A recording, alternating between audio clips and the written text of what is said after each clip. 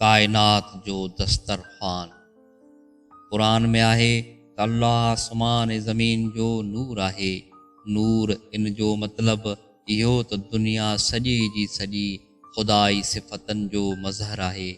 हसास club खे हिते हर शइ में खुदा जी झलक नज़र ईंदी। कायनात पंहिंजे पूरे वजूद सां रिज़्क़े खुदावंदी जो दस्तरखान आहे। खुदा ते ईमान अगरि कंहिं माण्हूअ खे उहा हसासियत ॾेई छॾे जेका खुदा ते सचे ईमान सां पैदा थिए थी त कायनात में फिल वाक़े हर पासे उनखे खुदा जो नूर नज़र ईंदो।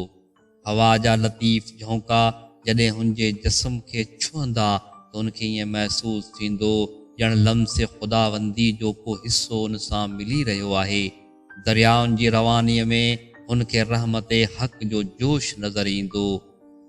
झिरकियुनि जी चहचहाहट जॾहिं हुनजे कननि में रस घुलींदी त हुनजे दिलि जे तारनि ते ज़मज़म खुदावंदीअ जा नग़मा जाॻी उथंदा। गुलनि जी महक जॾहिं हुनजे मशाम जान खे मुअत्तिर कंदी त हू उन लाइ खुदाए ख़ुशबूअ में वहिजण जे हम माना हूंदी। सॼी कायनात मोमिन लाइ रिज़्क़े रूहानी जो दस्तरखान आहे। ईअं ई जीअं जन्नत हुनजे लाइ रिज़्क़े मादी जो दस्तरखान हूंदी। मौजूदा दुनिया जी सभिनी शयुनि खे अहिड़ी तरह ठाहियो वियो आहे जो उनखे ॾिसी इंसान इबरत हासिल करे, उनजे ज़रिए उन रब्बानी कैफ़ियत खे हासिल करे जेका हुनजे अंदरि उन माण्हुनि लाइ रखी वई आहे जेके अल्लाह खां डिॼण वारा हुजनि। डाख हिकु मामूली वण आहे पर उनजे मथां बेहद हसीन गुल फुटनि था। मौसम ख़िज़ा में पतझड़ खां पोइ उहो वण बज़ाहिर हिकु सुकल काठी वांगुरु हूंदो आहे। उन खां पोइ हिकु ख़ामोश इनकलाब अचे थो। हैरत अंगेज़ तौर ते निहायत ख़ुशि रंग गुल उन जी टारिन ते महकी उथनि था। सुकल काठीअ जो हिकु ढांचो लतीफ़ ऐं रंगीन गुलनि सां ढकिजो वञे।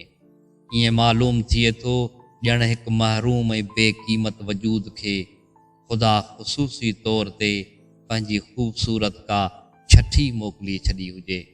इहो इन लाइ थिए थो त को बंदो खुदा खे ॾिसी चवे, खुदाया आउं बि हिकु डाख जो वणु आहियां, जे तूं चाहीं त मुंहिंजे मथां उहे हसीन गुल टिड़ाए छॾ। आउं हिकु सुकल काठ आहियां, तूं जे चाहीं त मूंखे सरसब्ज़ शादाब करे छॾी। आउं हिकु बेमाना वजूद आहियां, जे तूं चाहीं मुंहिंजी ज़िंदगी खे मानवियत सां भरे छॾ।